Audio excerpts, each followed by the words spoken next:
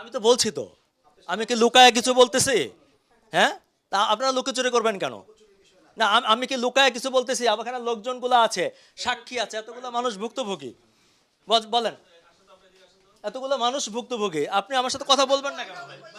আমি তো বলছি কথা বলবো, বাট আপনি বসেন আমার সাথে আলোচনা করেন, দেন তারপর আপনার কথা বলুন। না, কিসের আলোচনা? আমি তো আপনার কাছে প্রশ্ন করতে আসছি, আপনি আমাকে উত্তর দিবেন, আমি চলে যাবো। আপনার সাথে আমার আর কোনো আলোচনা নাই।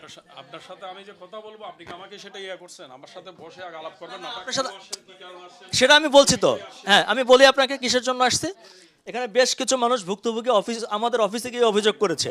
সবাইকে বাই রোটেশন এটা পেমেন্ট কমপ্লিট ক্লিয়ার। সেটা 5 বছর কেন লাগে? না 5 বছর লাগতেছে। একজন গৃহিণীর টাকা 5 বছর আছে, সাক্ষী দিল। 5 বছর না, 5 বছর না।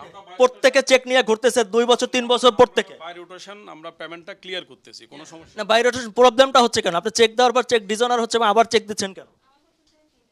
আমরা বললাম তো এটা ক্লিয়ার করতেছি। কোনো ধরনের পারমিশন ছাড়া আমার সাথে আপনি